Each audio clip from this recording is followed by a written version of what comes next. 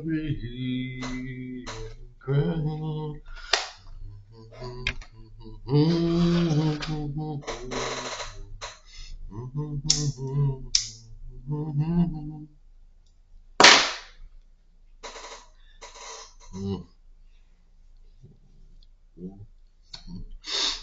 All right. Well, if you're new, I want to start off by saying if you're new to this Chanel and new to seeing me, which no, you're not, but I'm in Trinity, Texas, and I'm new to Texas relatively. I mean, I've been here for a year now, but that's new-ish, so I'm not native. But geographically, Texas is a Midwestern state. I don't know. It's also technically a southern state. And Texans would also say that Texas is a Texas state. So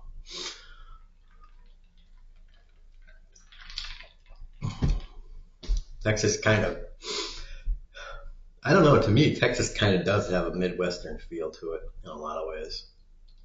It's kind of homesy. So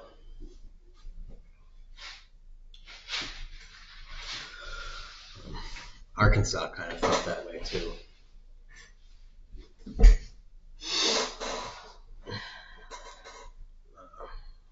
I lived in Arkansas, by the way, for a while.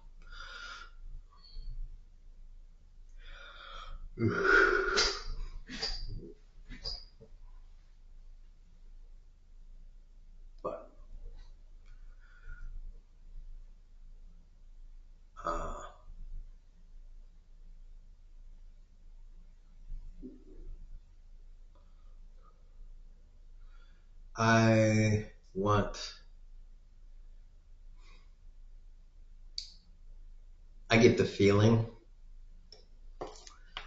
that the representatives in Texas, and if I may be so bold, all around the South, the Republican representatives all around the South, and a lot of the Democrat representatives, wherever they are, because it's not even really in the North. It's kind of splotchy. A lot of them are not really going to be willing to take up the mantle of the fight that is going to need to be done.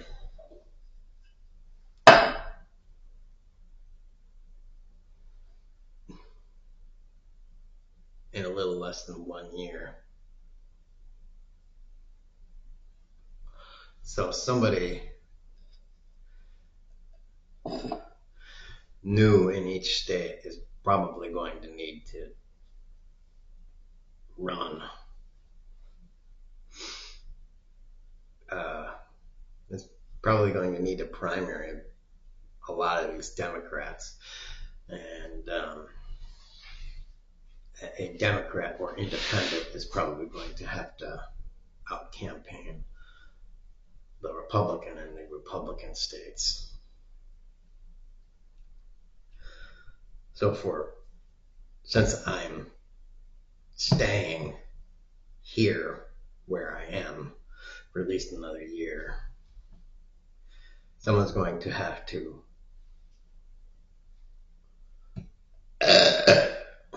burp. Someone's going to have to run against Pete Sessions and John Cornyn.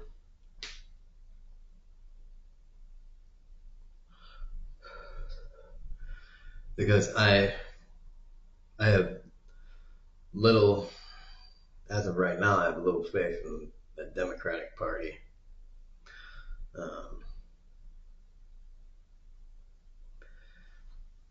I haven't seen anything. I haven't seen a candidate pop up, a Democrat candidate pop up in this jurisdiction for a House seat. I haven't seen an independent pop up in this jurisdiction for a House seat.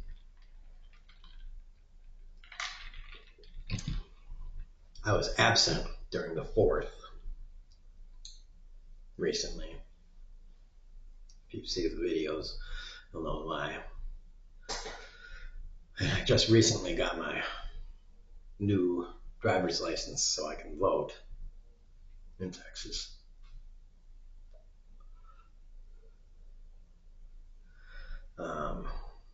Yeah. I hope this thing is recording decently with light so I'm not all dark, because sometimes the cam sucks, by the way. So again, somebody may have to step up in each one of these Texas House districts.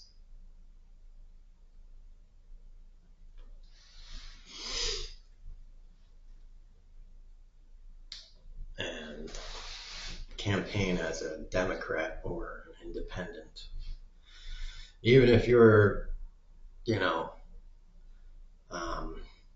you're basically a Republican, if you're like, I can't abide this current monster that claims itself to be a Republican Party, but I'm damn hell not going to be a Democrat. I'm not going to run as a Democrat. So run as an independent. Say I'm going to run as an independent. That's fine. That's America.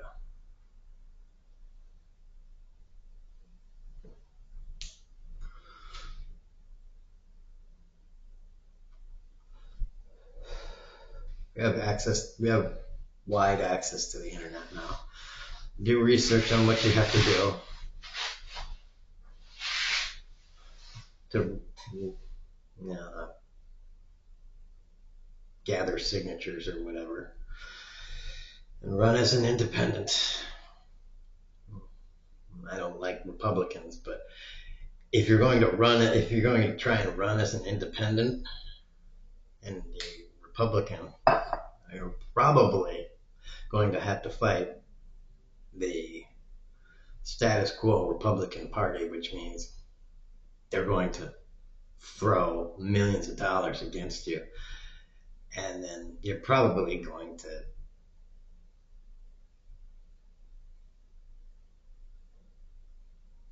get bruised and battered, and then you're going to understand a little bit about life. Well, a little more about life.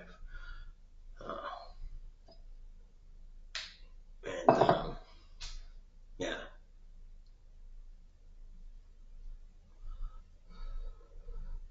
What the objectives of these people really are.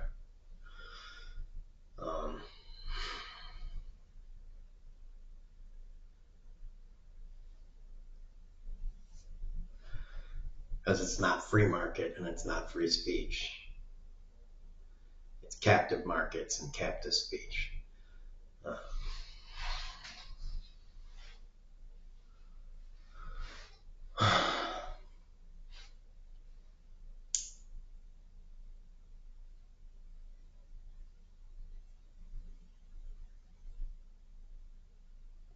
Amongst many other things, of course. But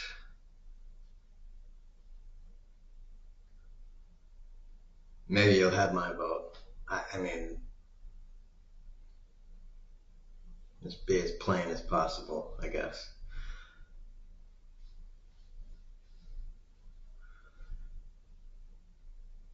Also, it'd be nice if you take your religion out of your politics.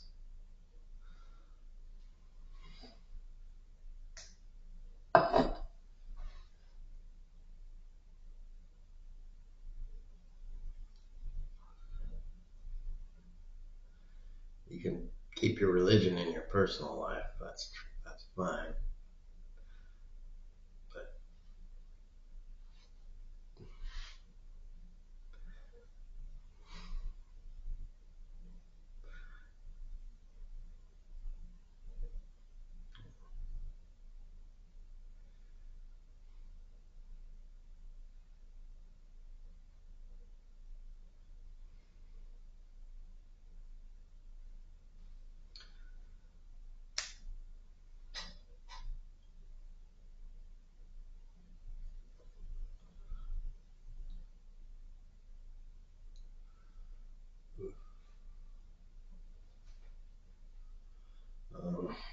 yeah,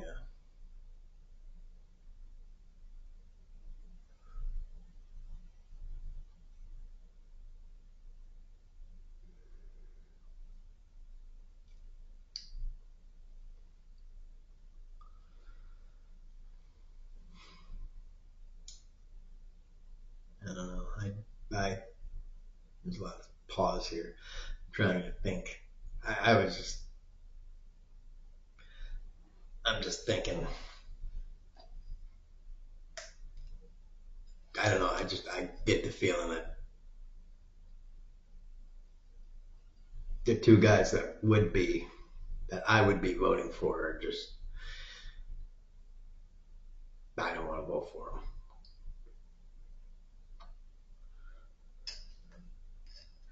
And I don't want to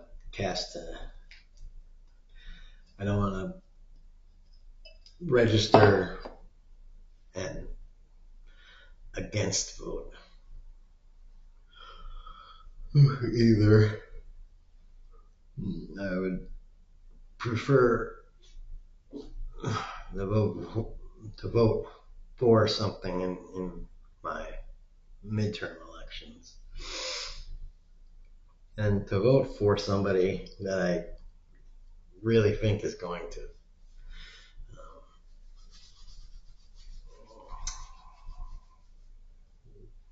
try and excuse me. I got sleep, but I don't know. It was cold last night, so yeah.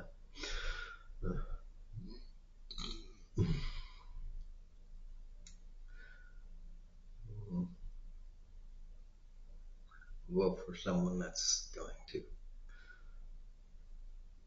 go to Washington and do the right thing.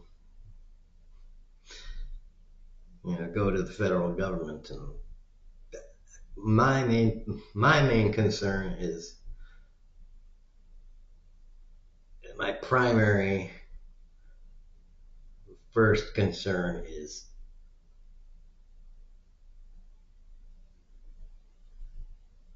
taxation of the zero point 0.1 and 1%, wealth taxation, and that sort of thing. And then the utilization of those incurred taxes to help the bottom 50% of people through essentially New Deal like programs. You can reference my videos, or there's probably tons of other videos on YouTube, or you can just look at historical references. Pick up a history book. That'll work just fine too.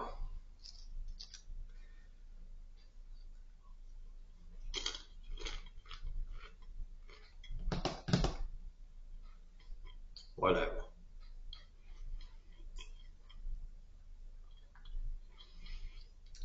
As far as I'm concerned,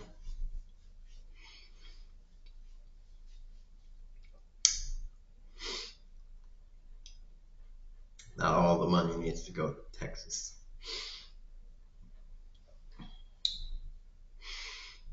And not all at once.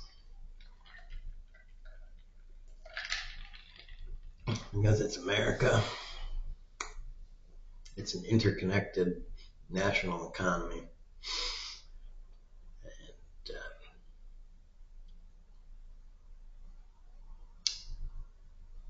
once you start distributing the money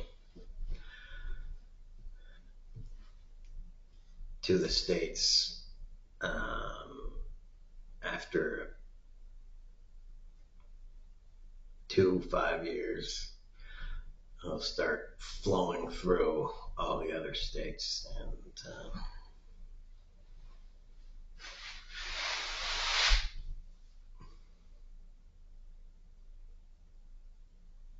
it'll get where it needs to go. All of the state, regional, local economies will start to pick up, as long as there's some kind of sensible implementation and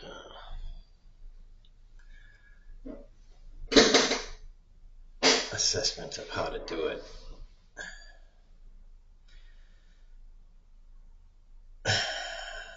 Hopefully it'll have I'm gonna have the input from analysts and stuff. Won't shrug off, input from academics and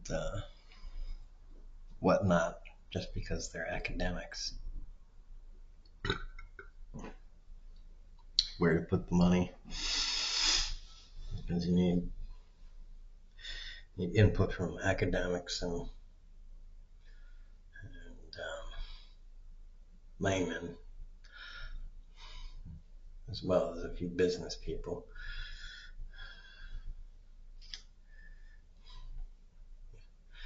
A few business people, not many, because that's kind of where the problem started. It's just taking only the input of the business sector.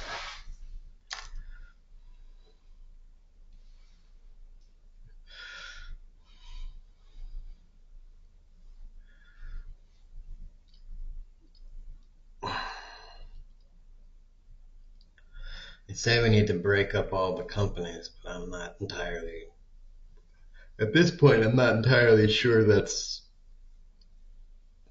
that old methodology is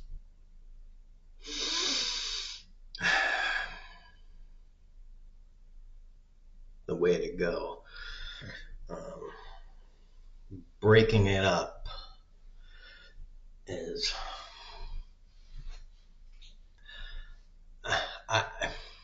I don't know that that's the old way to go, or the proper path to go, so much as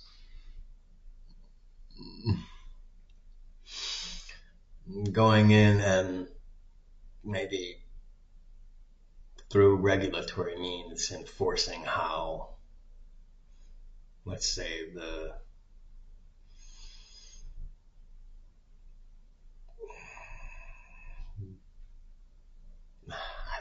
profits are divvied up, or how the price is negotiated. I don't know.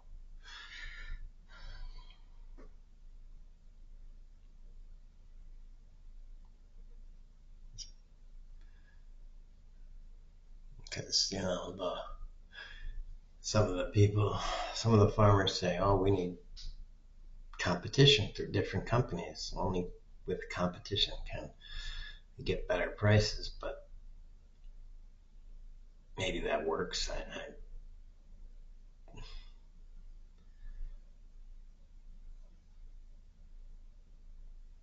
I tend to kind of discount that, just because you have one entity can kind of streamline everything, can't it? So that would work. However, if it's one company seeking raw, extreme profit for its shareholders, then only the shareholders benefit. However, if the shareholders are every American citizen, then wouldn't that be a good thing? So,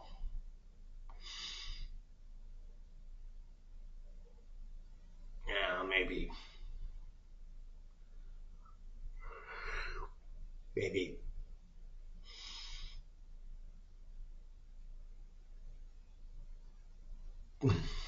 don't know. Like I was thinking, we tax the rich so much, and then we buy up 10% of their company, and we make the grain company, make those grain companies 10% state owned.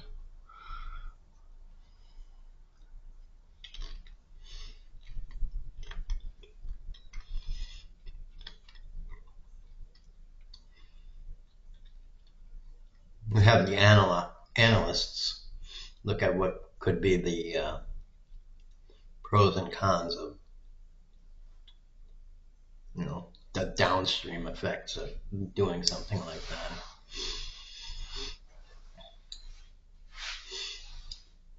If the government is 10% invested in our three biggest farming companies, what would that do? Wouldn't it allow us to more easily kick back to the farmers or stabilize farming prices, grain prices, so that we could keep the farmers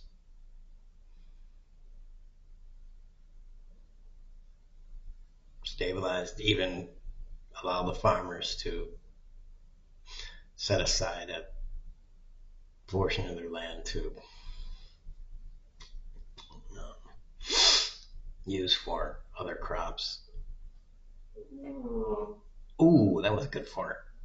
And an additional bonus fart. And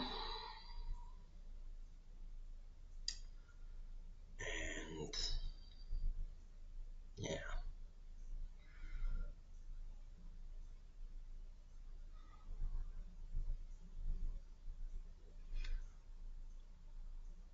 So we don't need to completely own the companies, just enough so that at the end of each year,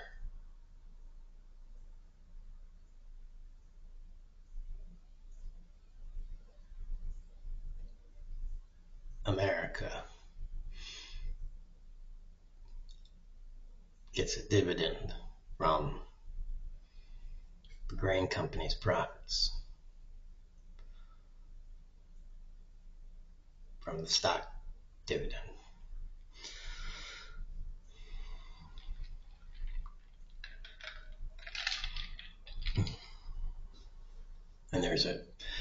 So there's a reason for them to be so streamlined. And from that dividend also, there's a reason to throw that money to the farmers. There's a good reason to throw that money to the farmers, which they then, if you give $350,000 to the farmers as a quote bailout, and they say have to spend $250 or $275 or $300,000 on equipment and seed and stuff of the bailout, not the sale price of their crop. All of that stuff that would go to all the other companies, of which we would get dividends from at later. So it would be kind of cyclical. It would just plain be a good investment to do. And again, it would help the farmers.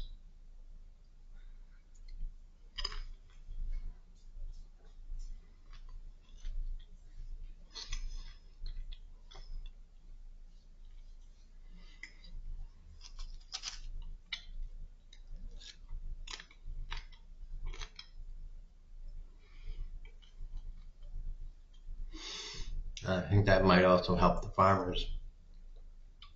Instead of operating at a loss every year, maybe it would help them operate at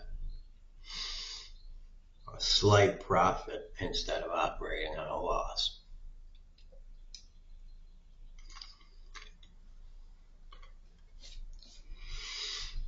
If the farmers could operate at even a slight profit every year, well, that's a little bit of an incentive, isn't it? To not kill yourself. Right.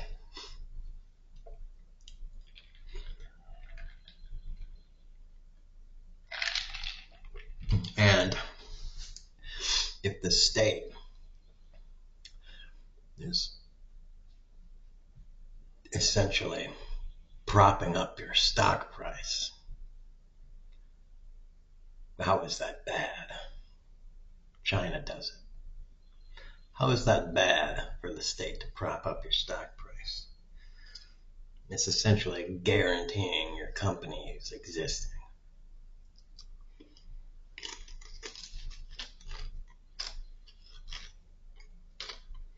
Here and abroad.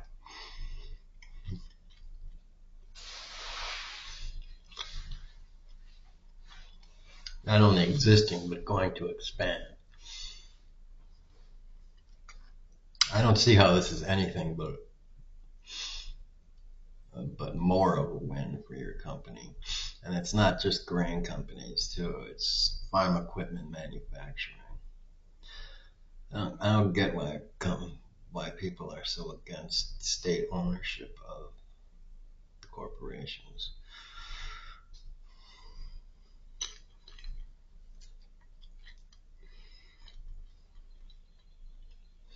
Maybe they think, well, once the state gets their hands in a little, once you get your hands in it, you're going to start to get a little bit more and a little bit more. Well, we could set legal limitations, but also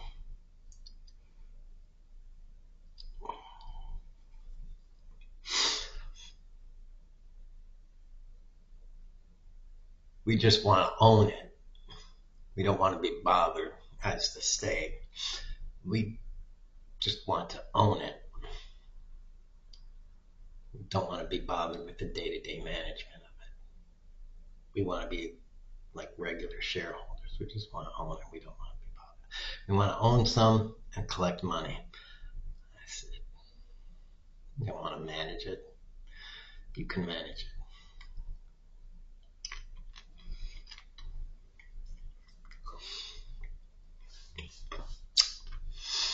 Our regulators and the other people that are auditors, that's what they're called, will check in from time to time, make sure the numbers are checking out, make sure we're not getting screwed and the other shareholders are not getting screwed. It's even good for the other shareholders because we're only owning 10-ish%, because maybe not even 10%,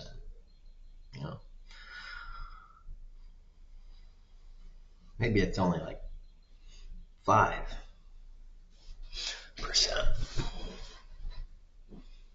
Especially if you're a really big company and you got 50 billion shares, you might only own 20 million shares. That's still 20 million shares. We want to make sure those 20 million aren't worth $2 altogether. It should at least be worth, 3 cents a share.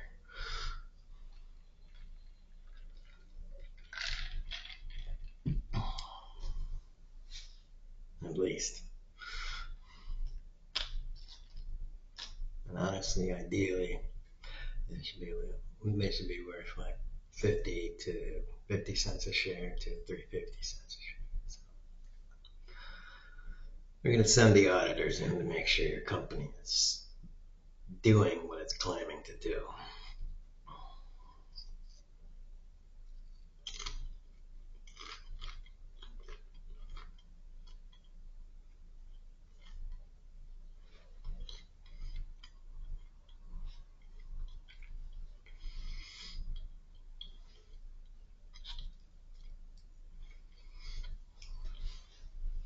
Anyways, whatever.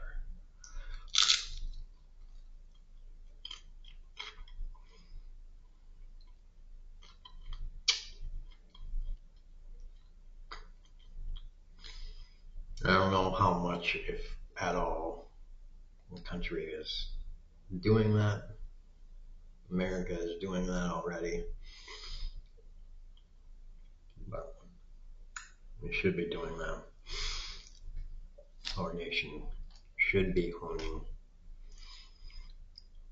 parts of American corporations, and preferably should be owning parts of foreign corporations also that are publicly tradable.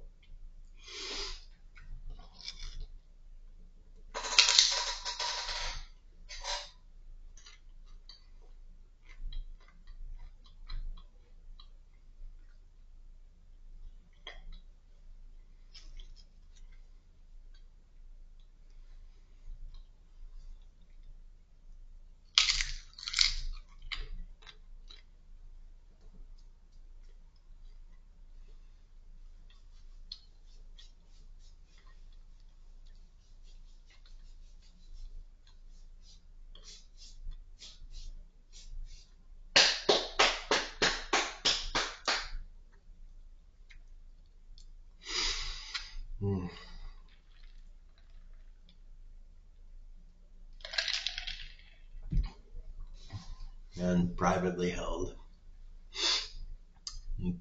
held companies will be non-favored, to say the least.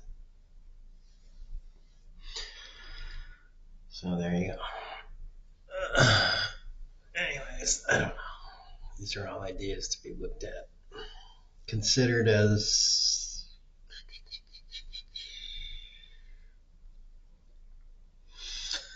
potential solutions. But again,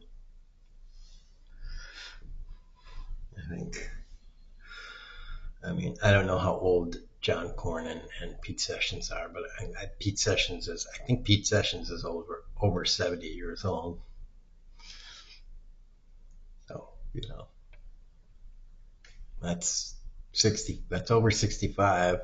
I mean, come on, retire, play some golf,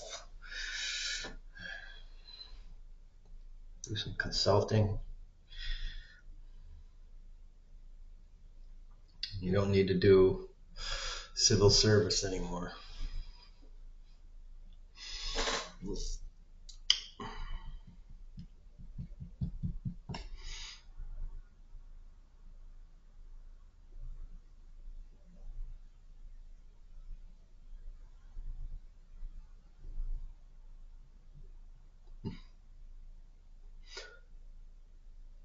It's time for other people to have a whack at creating the world for,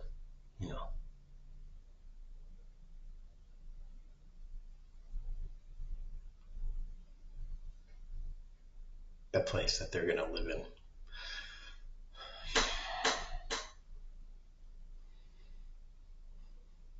because you're not going to live forever. So,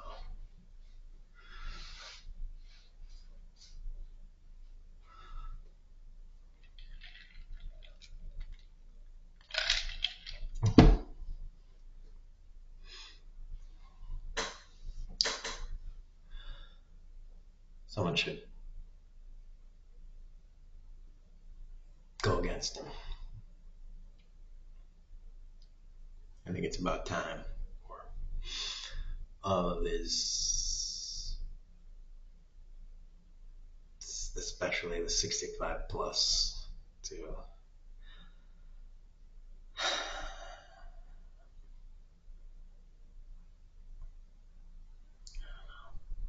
you gotta go. But more importantly, it's a representative democracy, and somebody has to take the job from you. That's the thing. That's the real thing about the representative democracy. Somebody has to take the job from you. You run. These people keep running, and they'll keep running until they die, essentially, because that's kind of the generation they came from. Well, I'll just keep doing the job until I die, I guess, because nobody's coming up behind me. It's just empty. My flank is just empty. There's no one. I mean, the seat needs to be filled, and nobody is here behind me.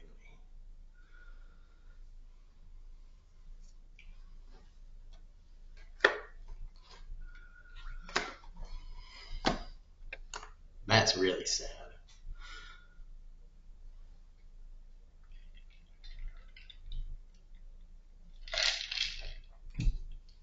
So, okay. Well.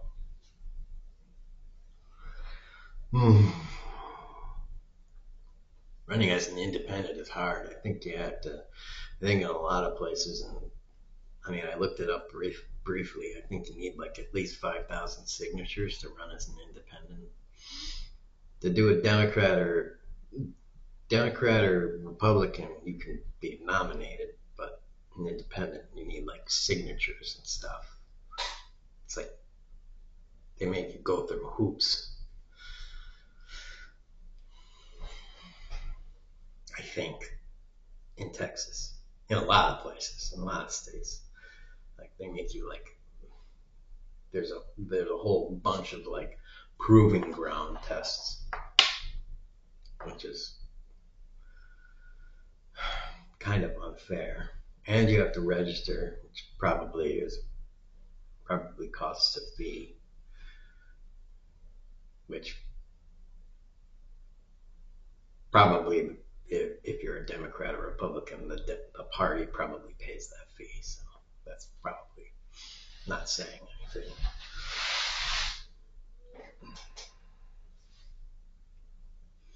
But again, the fee is probably not. I mean, it's expensive if you're someone like me. It's probably like $100, $150, $500, which would be almost a deal killer for someone like me if it was like $500.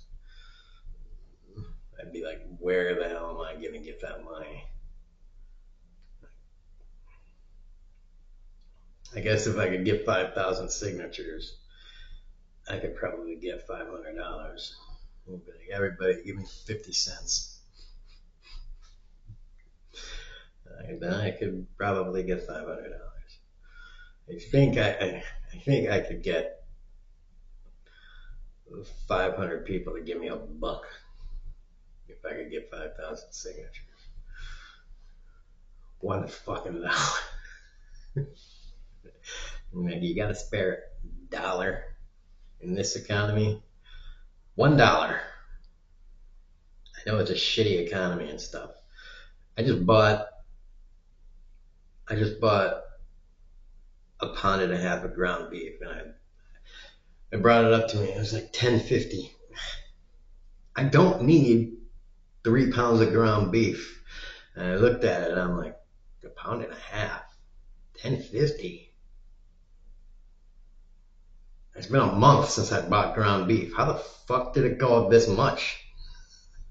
What the damn? What the fuck? I'm just looking at it like I'm just like sitting there. Well, not sitting, but standing there just like, what the?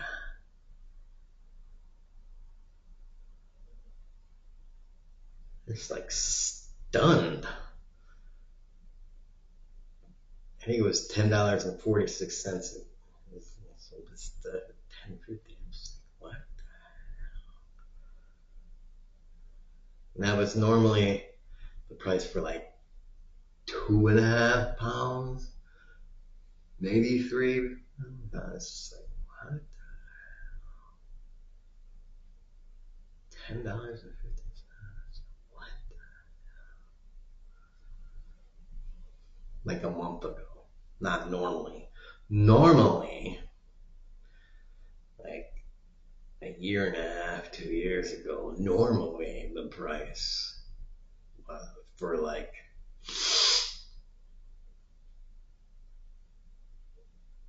2 pounds, I don't even know what, it was like $5 or $6. Something like that. It was nowhere near $10 for 2 or 3 pounds. I was just looking at it like $10. I was just what is $10 for a pound and a half of ground beef? That is,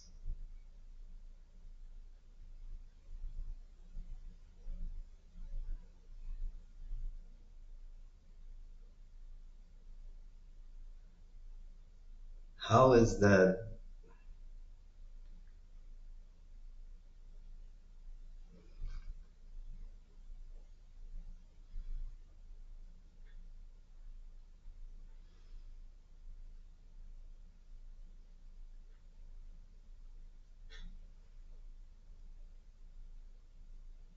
I don't know. Did we have some sort of mad cow disease run through the country?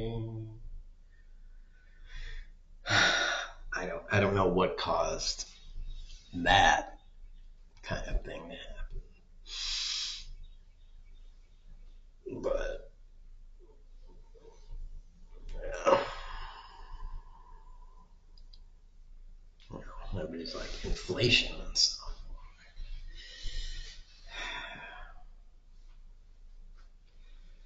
I think greed caused that to happen. Yeah. Okay. Anyways, that's the rich, kneecap the rich, and boobs. Peace.